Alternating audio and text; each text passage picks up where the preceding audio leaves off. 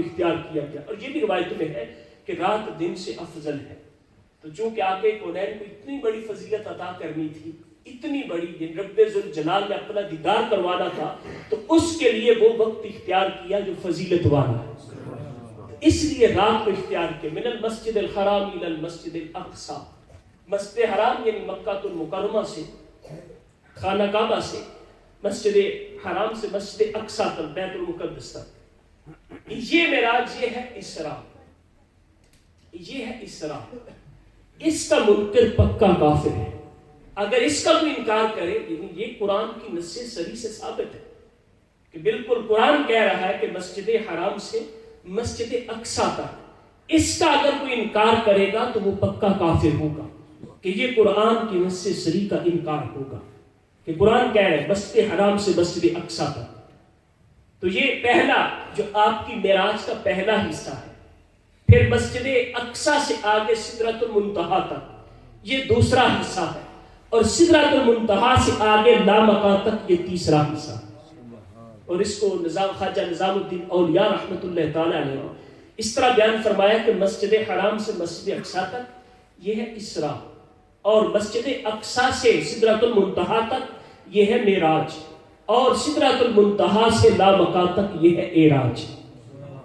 تو تین حصے فرمایا آیت پاک میں، تینوں حصوں کا بیان ہے. پہلا اسراء ہے مسجد حرام سے مسجد اقصی تک. اور یہ بھی علماء نے فرمایا یہ حصہ اس لیے رکھا کیونکہ کافروں کو بتانا تھا، اور کافر تو اتنی باتوں سے واقف تھے، اس سے آگے آسمان کی باتیں کافروں کو کیا پتا. اگر آقا کونین آ کر واپس بتاتے کہ پہلے آسمان میں فلاں نبی سے ملاقات کی ہے، فرشتوں سے ملا ہوں، تو کافروں کو تو اس بارے میں علم ہی نہیں. اس لیے ان کے لیے یہ حصہ رکھا. ایمان والوں کے لیے تو اس کے آگے کا حصہ ہے کہ جو سرکار کے فرمانے پر اسی وقت لبیک کہتے ہوئے اس کا اقرار کرے اور تصدیق کرے دل سے کہ ہاں یا رسول اللہ، آپ نے جو کچھ فرمایا سچ فرمایا ہے. یہ پہلا حصہ تو اس لیے تھا کہ کافر صرف بیت المقدس کو جانتے ہیں، صرف یہ سفر کرتے ہیں. اسی لیے جب صبح انہوں نے کہا کہ ہم مانتے ہیں، ہمارے سوالوں کے جواب دو، تو انہیں کیا پوچھا؟ انہیں آسمان کی بات نہیں پوچھی، انہوں نے پوچھا ہمیں بیت المقدس کے بارے میں بتاؤ کہ اس میں کھڑکیاں کتنی ہیں، دروازے کتنے ہیں، پلرز کتنے ہیں. یہ باتیں پوچھی. انہوں نے وہ پوچھا جو دیکھا ہوا تھا، اور مومنین نے بن دیکھے ہر چیز کو مان لیا. تو پہلا حصہ اس لیے یہ ہے اسراء، مسجد حرام سے مسجد اقصی تک.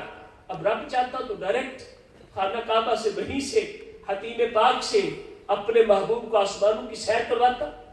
تو ایسا تو نہیں ہے کہ وہاں کوئی خاص مقام تھا پھر وہاں سے آسمانوں کی طرف جایا جاتا ہے، لیکن اس کی کئی ساری وجوہات علماء نے بیان کی ہیں کہ وہاں سے یعنی مسجد حرام سے مسجد اقصی تک کیوں گئے.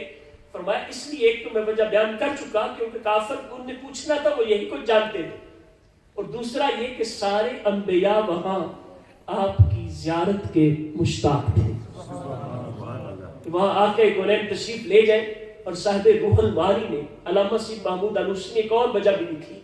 وہ لکھتے ہیں کہ مسجد اقصی کے جتنے وہ لکڑی کے ووڈن پلرز تھے، انہوں نے رب کی بارگاہ میں التجا کی تھی کہ مولا ہم تیرے باقی نبیوں کا دیدار کر چکے، ہمیں اپنے محبوب کا بھی دیدار کروا. تو اللہ تبارک و تعالیٰ نے پھر اپنے محبوب کو حکم دیا اور جبریل امین کو حکم دیا کہ مسجد حرام سے مسجد اقصی، پھر وہاں سے آسمانوں کی سیر ہوگی، پھر سدرۃ المنتہا سے آگے عرش سے لامکان کی طرف. تو آقا کونین صلی اللہ علیہ وسلم آرام فرما رہے تھے تو جبریل امین علیہ السلام حاضر خدمت ہوئے. آقا کونین کے قدمین مبارک کو بوسہ دیا اور پھر رب کا پیغام عرض کیا. براق لے کر حاضر ہوئے تھے. اب یہ دیکھیں اگر خواب کی بات ہوتی تو براق کی کیا حاجت تھی. جبریل امین علیہ السلام براق لے کر آ رہے ہیں، اور بخاری اور مسلم شریف کی حدیث دیکھیں، اس براق کی لمبائی، چوڑائی، اس کا قد، وہ سب کچھ بیان کیا گیا. تو یہ فزیکلی معراج تھی، ورنہ روح کے لیے کسی سواری کی حاجت نہیں ہوتی. آپ روز خواب میں کہیں نہ کہیں جاتے ہیں تو آپ کوئی گاڑی وغیرہ ہائر نہیں کرتے، نہ یہ اپنی گاڑی آپ لے کے چلے بھی جائیں خواب میں تو آپ صبح دیکھ لیں پیٹرول اتنا ہی ہوگا جتنا رات آپ نے چھوڑا تھا اس میں. تو روح کے لیے کسی سواری کی حاجت نہیں. لیکن جبریل امین علیہ السلام براق لے کر حاضر ہوئے آپ کی خدمت میں، براق پر بٹھایا اور مسجد اقصی کی طرف وہاں پر آقا کونین صلی اللہ علیہ وسلم نے سارے انبیاء کو نماز پڑھائی، کیونکہ آپ امام الانبیاء امام المرسلین ہیں، آپ ہی امام تھے۔ سارے انبیاء ہاتھ باندھ کر پیچھے کھڑے تھے اور سب اس بات کا اعلان کر رہے تھے کہ یہی ہمارے امام، یہی ہمارے قائد ہیں، یہی ہمارے آقا ہیں، ہم بھی ان کے امتی ہیں۔ تو نبی اکرم صلی اللہ علیہ وسلم نے وہاں نماز پڑھانے کے بعد اس سے آگے اللہ تبارک و تعالیٰ کے حکم کے مطابق جبریل امین علیہ السلام براق کو لے کر سامنے حاضر ہیں اور آپ سوار ہوئے۔ پھر وہاں سے آگے کا سلسلہ، اور جبریل امین اکیلے نہ تھے بلکہ بعض روایتوں میں 50,000 اور معارج النبوہ میں ملا معین الدین کاشفی علیہ رحمہ نے 70,000 کا لکھا ہے، اور بلکہ ایک روایت میں 80,000 کا لکھا ہے ملا معین الدین کاشفی نے، کہ جب مسجد اقصیٰ سے آگے کی سیر شروع ہوئی تو یہ 3 قسم کی معراج میں عرض کر چکا، فرمایا 3 ہی حیثیتیں نبی اکرم صلی اللہ علیہ وسلم کی ہے، یعنی ایک بشریت، ایک نورانیت اور ایک حقیقت محمدیہ۔ تو مسجد حرام سے مسجد اقصیٰ تک یہ آقا کونین کی بشریت کی معراج تھی، اور مسجد اقصیٰ سے سدرۃ المنتہا تک یہ نورانیت کی معراج تھی۔ اسی لیے سدرۃ المنتہا تک جو اور نوری تھے وہ بھی ساتھ تھے، کیونکہ نورانیت کی معراج تھی۔ فرمایا سدرۃ المنتہا سے آگے لامکہ تک یہ حقیقت محمدیہ کی معراج تھی۔ تو 3 جو حیثیتیں آپ کی ہیں، اسی طرح 3 حصے معراج کے تھے۔ تو اب مسجد اقصیٰ سے آگے کا جو آگے معراج تھی آپ کی، وہ نور محمدی کی تھی۔ تو اس لیے بشریت کا لباس جب وہاں سے اگلی معراج کے لیے آقا کونین نے اتارا، اپنی نورانیت میں آئے۔ ملا معین الدین کاشفی کہتے ہیں کہ 80,000 فرشتے آپ کے دائیں طرف تھے جو نورانی قندیلیں لے کر جلوس کی صورت میں تھے، اور 80,000 فرشتے آپ کے بائیں طرف تھے۔ ہر فرشتے کے ہاتھ میں ایک نورانی قندیل تھی، فرشتے خود بھی نوری، ہاتھ میں نورانی قندیل۔ 80,000 80,000 ایک طرف، 80,000 دوسری طرف۔ آقا کونین نے جب لباس بشریت اتارا تو اس قدر نورانیت پھیل گئی کہ سارے فرشتوں کی روشنی مانگ پڑ گئی۔ آقا کونین کا نور سب پر غالب آ گیا۔ خورشید تھا کس زور پر، کیا بڑھ کے چمکا تھا کمر، بے پردہ جب وہ رخ ہوا، یہ بھی نہیں وہ بھی نہیں۔ ہر طرف آقا کونین کی نورانیت چھا گئی۔ اب وہاں سے پہلے آسمان کی طرف، اب یہاں پر بعض فلاسفہ جو ہیں ان کے اعتراض مذکور ہے۔ سائنٹسٹ بھی کہتے ہیں کہ جب آپ زمین سے جاتے ہیں اوپر آسمان کی طرف، تو فلاسفہ بھی کہتے ہیں کہ رستے میں قرۂ نار ہے، ویل آف فائر، اس کو کراس کرنا پڑتا ہے، اور کوئی بھی چیز جب اوپر جاتی ہے اس سے گزرتی ہے تو وہ جل جاتی ہے۔ اس لیے یہ کیسے پاسبل ہے؟ تو ایک بات تو یہ کہ دیکھیں، سب سے پہلے آیت کے شروع میں رب ذوالجلال نے فرما دیا کہ جو سیر کروانے والی ذات ہے وہ ہر عیب سے پاک ہے۔ اگر ہو بھی یہ قرۂ نار ہو بھی تو آگ تو اس کو بھی نہیں چھوئے گی جس کو آقا کونین کے بدن نے چھو لیا۔ آقا کونین کے بدن سے جو چیز مس ہوگی اس کو نہیں چھوئے گی، تو خود رب کے محبوب کو کیسے چھو سکتی ہے؟ اور حیات الحیوان نے علامہ دمیری نے ایک جانور کا ذکر کیا ہے جس کا نام ہے سمندر۔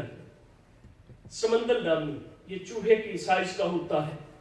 تو اس کے بارے میں لکھا ہے کہ یہ جب اس کے جسم پر مٹی لگ جاتی ہے، گندا ہو جاتا ہے، تو یہ اپنے آپ کو صاف کرنے کے لیے آگ میں چلا جاتا ہے۔ آگ سے ہو کر باہر آتا ہے تو وہ یہ بالکل صاف ہوتا ہے۔ تو ایک انتہائی حقیر سی مخلوق رب کی بنائی ہوئی، جب اس میں اتنی طاقت ہے کہ وہ اپنی صفائی کے لیے آگ میں جاتی ہے، آگ اسے نہیں جلاتی، تو جس کے لیے ساری کائنات بنائی ہے اس کی آگ کیسے چھو سکتی ہے؟ اگر وہ بھی قرۂ نار۔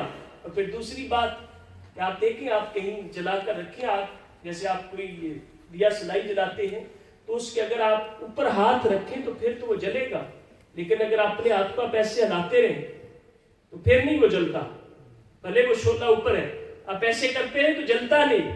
تو اگر قرۂ نار بھی ہے آپ نے یہ تو پڑھا ہوگا کہ اس رات براق جس پر آقا کونین سوار تھے اس کی سپیڈ کتنی تھی؟ اگر عقلی طور پر بھی دیکھنا ہو تو اس کی سپیڈ کتنی تھی کہ 1 سیکنڈ میں 1,86,000 مربع میل، اتنی سپیڈ سے وہ جا رہا تھا تو قرۂ نار کو تو سمجھ ہی نہیں آنی تھی اتنی سپیڈ سے براق میں گزرنا تھا۔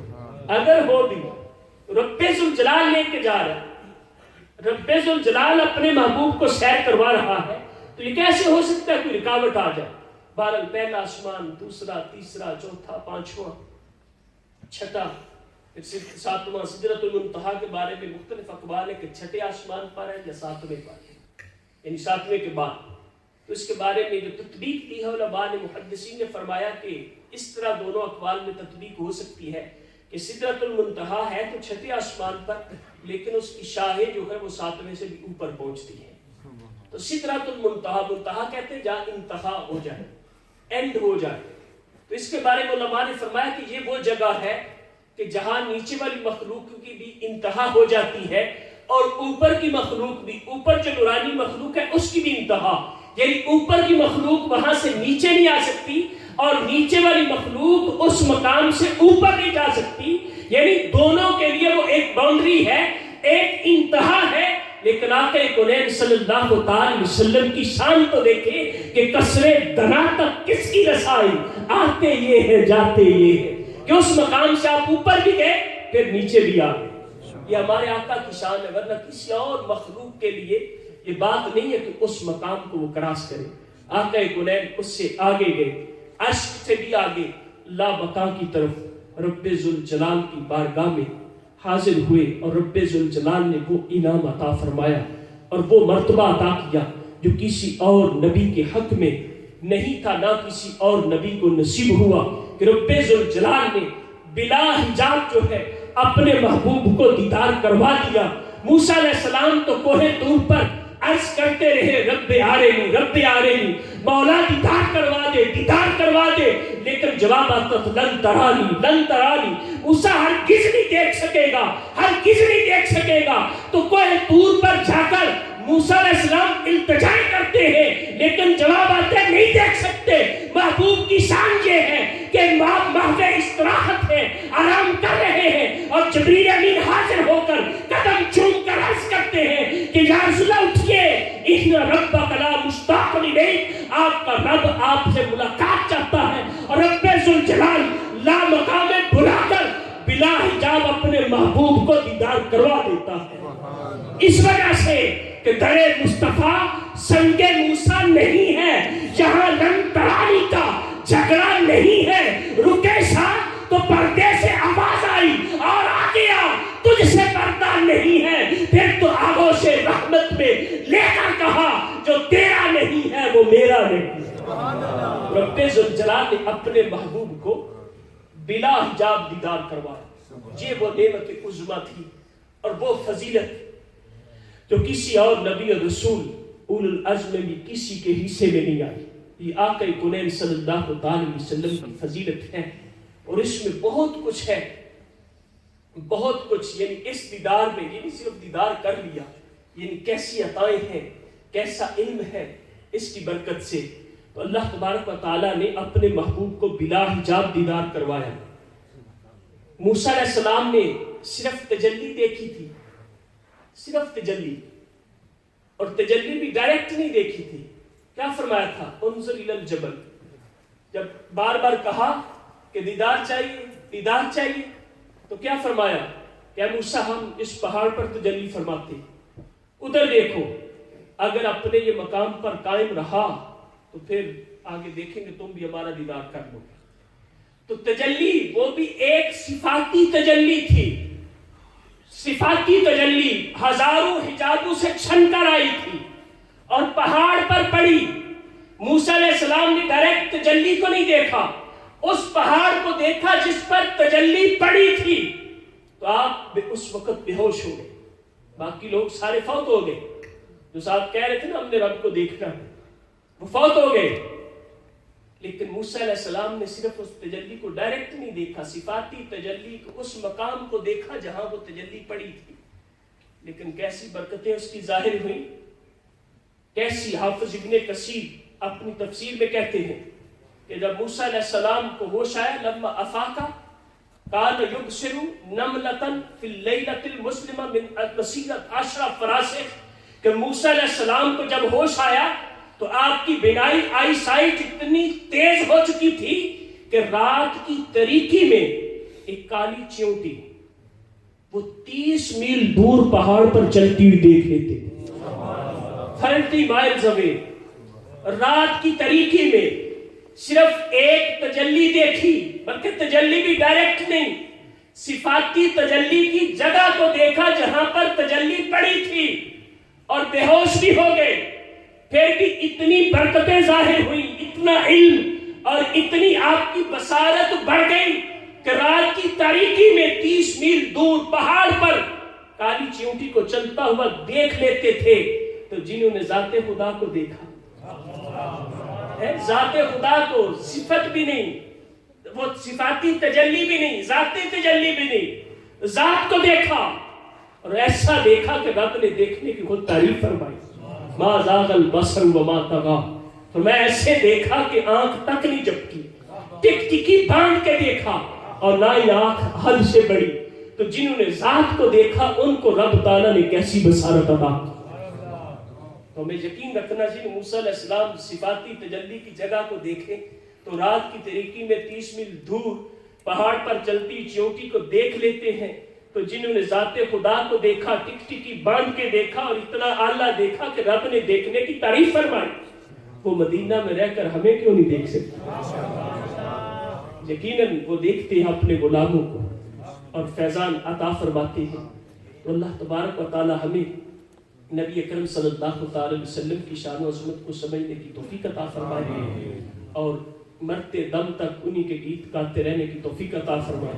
یہی دعوت اسلامی کا ایک مقصد ہے کہ تمام مسلمان جو ہیں وہ نبی اکرم صلی اللہ تعالی وسلم کے سچے غلام بن جائیں، اور صرف غابل نہیں کہ کہنے والے منہ سے کہ ہم غلام مصطفیٰ ہیں، وہ بھی کہنا بھی ہے، لیکن عملی طور پر ہمارے افعال ہمارے اعمال سے نظر آئے، کہ کوئی غیر بھی دیکھے تو ہمارے اعمال کو دیکھ کر کہے کہ یہ واقعی غلام مصطفیٰ ہے۔